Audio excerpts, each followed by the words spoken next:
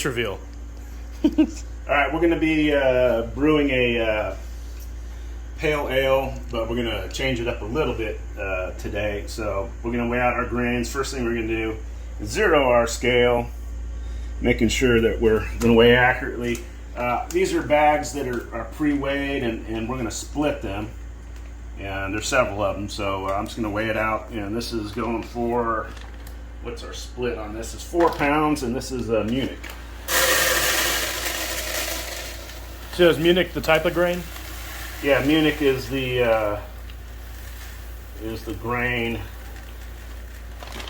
You know, I don't know what you call it other than it's the type of malt. So that's what creates the flavor profile for that. Yeah, we're going to use a variety of specialty grains.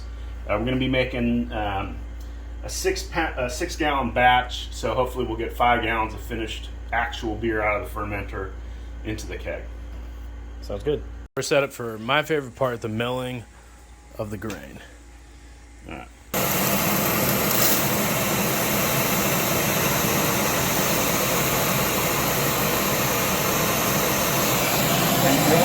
Yep. Are you going forward or are you going reverse? Forward. Okay.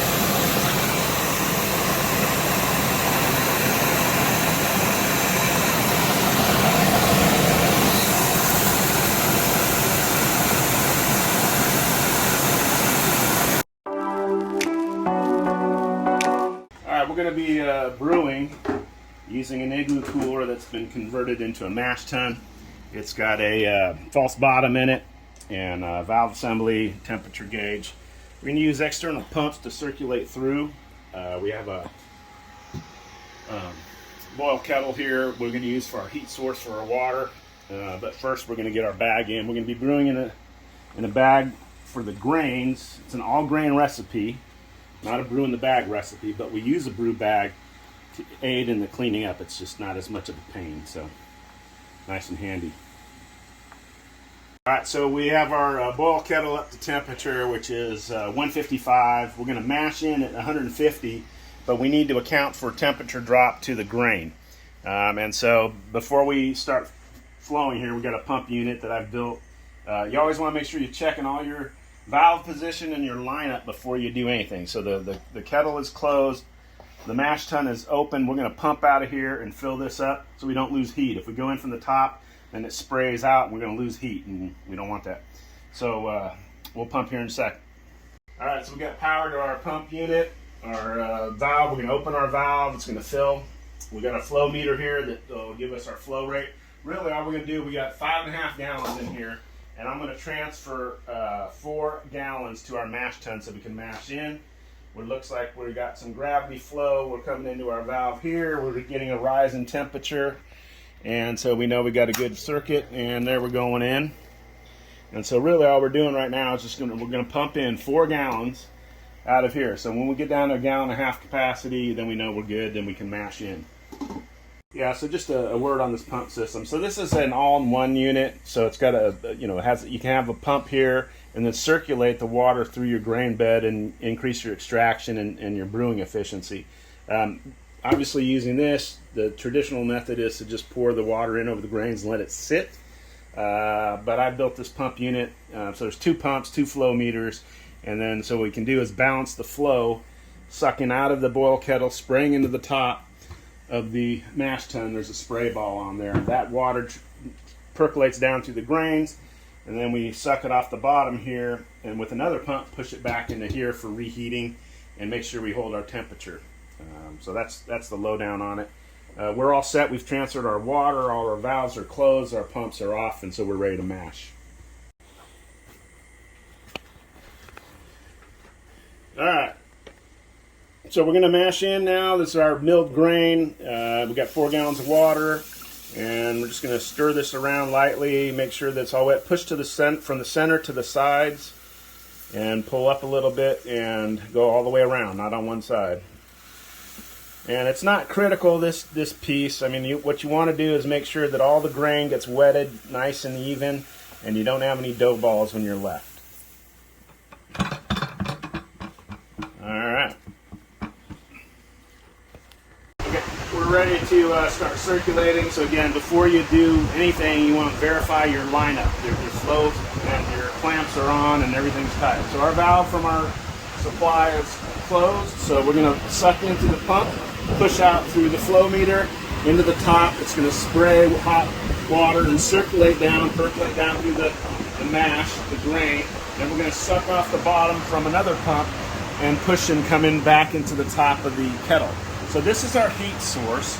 If we're going to circulate in one vessel, we need only one pump. But if we're going to circulate in two different vessels, we got to connect them, interconnect them, kind of like a giant figure eight, and then we need two pumps to flow between them. So I'm going to open up my supply. Again, we already pumped through here, so this is going to pump, and I'm going to control my flow. I'm going to knock it down to about 0.8 of a gallon or 3 liters per minute. Collecting water in here right now. This valve is not open. You can see our temperature went in there originally at it's down below 140 now, so it's been resting for about 10 minutes.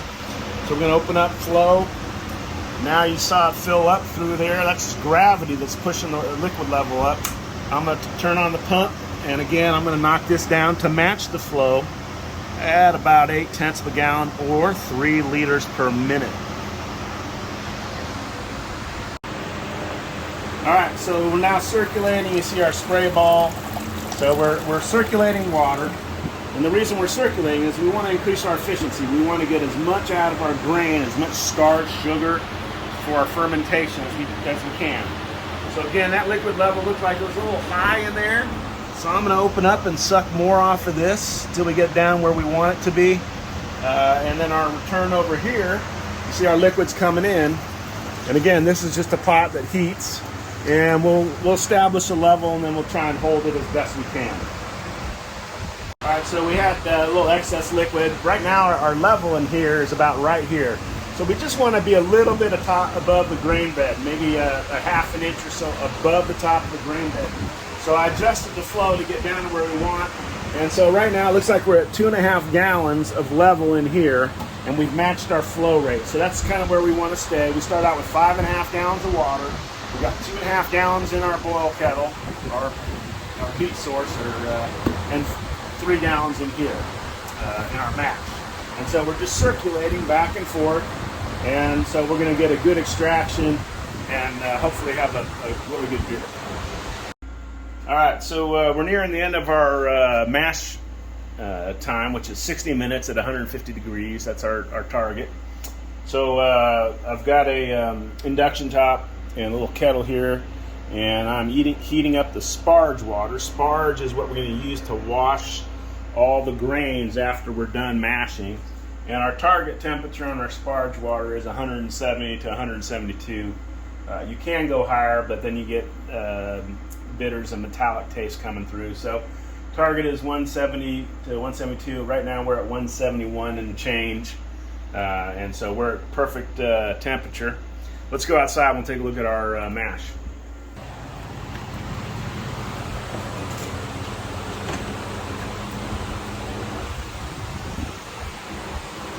All right, so our mash, we had a set point of 153 for our strike water. I call it a boil kettle because it's the same thing, but we're not boiling it. And that gives us an outlet temperature right at 150 on our mash tun at the bottom. If you look at the flow, we're balanced there. The color is absolutely beautiful for a pale ale. It's pretty light, a little bit golden hue, but that's okay. And we're still circulating in through our top of our bed. So there's our grain. If you can look in there, we've got our sparge ball. It smells amazing. And we're a little bit shy on our liquid level, but that's okay because we're flowing through our grain. So again, let's just say that we've got 3 gallons in here, and we've been flowing at roughly about a gallon a minute for 60 minutes, and 3 gallons in here. So we've circulated through that grain bed about 20 times. It's pretty good. So it's definitely stripped off as much starch as you possibly can. Yeah, I mean, again, there's dynamics in there. Nothing's perfect, but it's not bad. All right, so we've been circulating for over 60 minutes now. Again, our target temperature is 150, and we maintain that. So I'm going to take the return out of the boil kettle. That's our heat source, and I'm going to bring it over, and I'm going to put it inside of our actual boil kettle that we will be boiling on, and I'm going to flow out of our mash tun now into our kettle. I'm still pumping out of the boil kettle, and so you can see the air starting to come into the line here, and so we're losing flow, so there's no sense in pumping that anymore. So that's blocked in, and now we're pumping out from the bottom, and then when we're done we'll disconnect the hose and put all of our liquid in here, and then we'll sparge, and I'll cover that in a little bit. So you always want to taste your product. I normally if I'm doing a new mash, I will actually taste the grain and chomp it down and let it be on my tongue for a while, and taste the sugars and the profile. I always like to taste the wort straight off of the mash, and just make sure that it's where we think it should be. Again, it's not bad for a wort. It's got a little cloud to it, but it's relatively clear. If you hold it up to the light, you can see light through it. There's hardly any cloud in this thing, and well, that's going to be good. So remember, it's a pale ale, so we're gonna target about 4.5%. That's delicious. Alcohol by volume, and we'll see where we end up. Hopefully, it will be right on target. You can finish that. All right, we're going to do our batch sparge.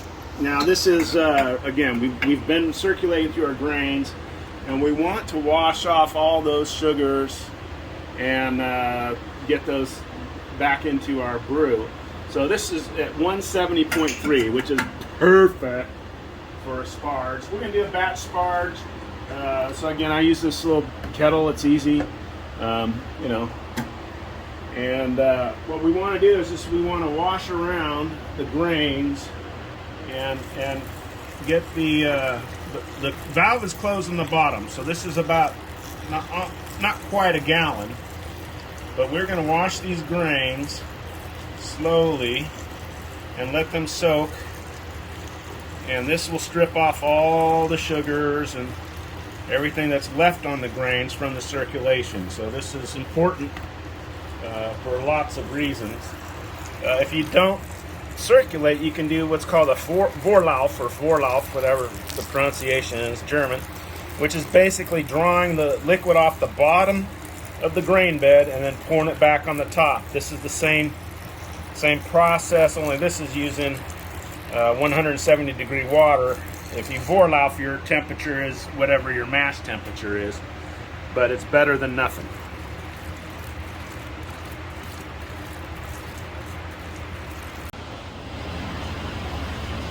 All right, so after we sparge our bats, we're gonna pump it off and pump it into our kettle. We've emptied out our other kettle. We're targeting here is 5.5 gallons of liquid to go to boil with. And we're gonna be a little light, so we're gonna do an additional sparge, and then we'll drain our grains. All right, we're gonna check our gravity on our pre-boil, our wort. So I've taken a sample out of our boil kettle. This is I call them beer bot. It's the Tilt 2, and this is a hydrometer temperature, and it syncs up with the foam. It's $130. I think it's money well spent because you don't have to wait for anything to cool, and it'll tell you where it's at. So right now, it's saying that our gravity is 1043, 1042. It's on an old beer, so I'm gonna have to reset it and clear the name. And this is gonna be our debrief pale ale. And we're gonna start a new log on this thing.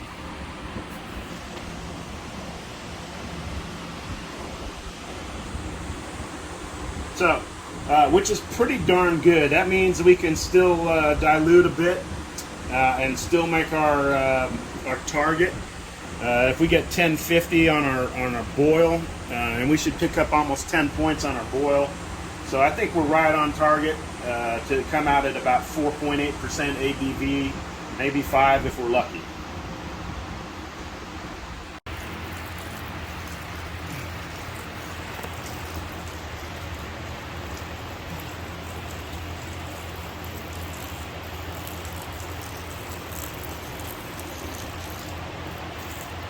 Three. All right, so we're figuring out all of our finals to know how much hops we're going to add, what our gravity is going to be, what the bitterness IBU is, International Business Unit, bitterness units. So our pre-boil size of our batch is exactly 6 gallons, which is where we want to be. Our gravity, specific gravity coming out of our mash right before the boil is 1.043, 1043.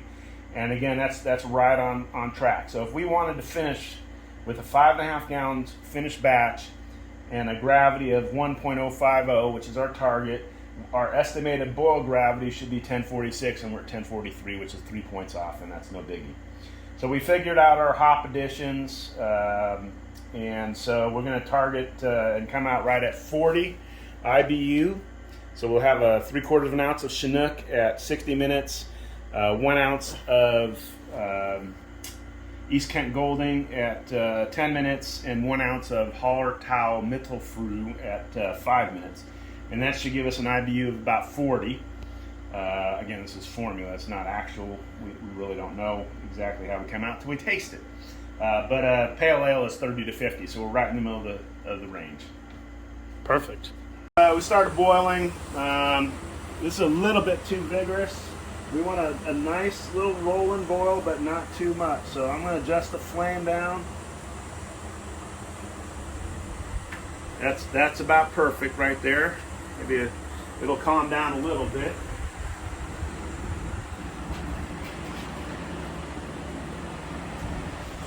You want to do the hop addition? Yeah, let's do the hop addition.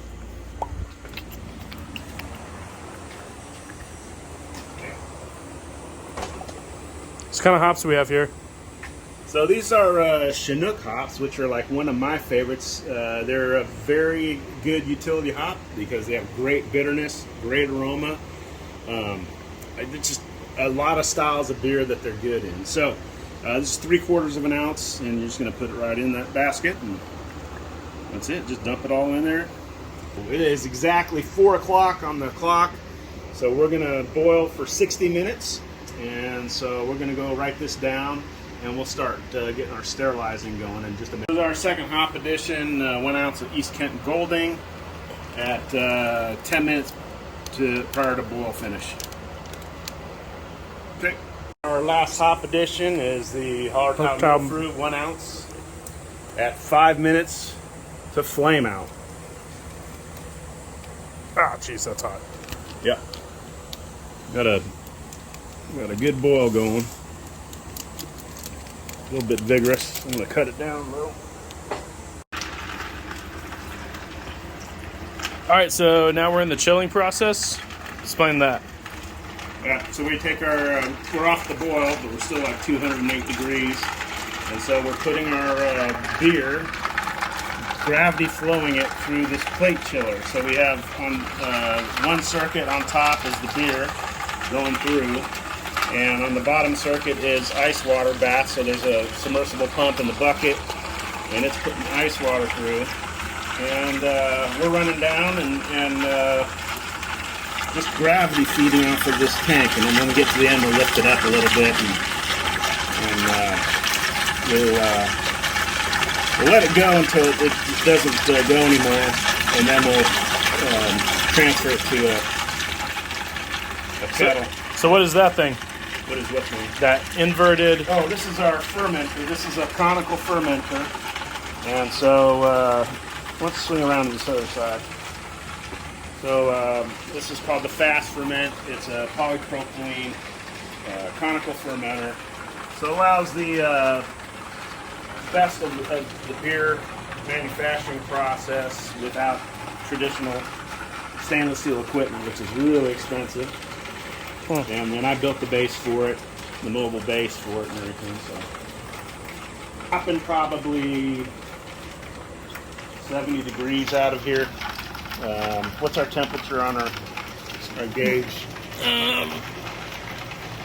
There's multiple colors, so which one do I go off of? Just what's the middle? The green, I think, is 82. yeah, that's fine. So we're going from over 200 coming out down to 82. So we're dropping 120 degrees. So why is it so important to bring the temperature down so quickly? Oh, because if we try and add yeast to hot wort, it'll kill it. Now, you don't have to chill it. You could sit there and wait 24 hours and then add your yeast, but, you know, it's just a pain. Then that makes slower beer.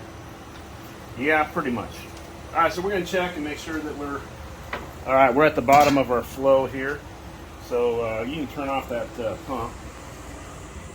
Okay, so the yeast we're going to use is it's called the Kveik. This is Mangrove Jacks is the brand. It's M12 yeast, and it's designed for high temperatures. So the optimum range for this is like 86 to 100 degrees Fahrenheit. So it's great for the summer. If you don't have an air-conditioned fermentation room or something like that, you can use that. We're going to use it.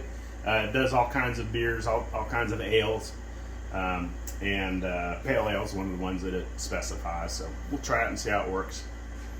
Cool. Can't wait to try. Yep.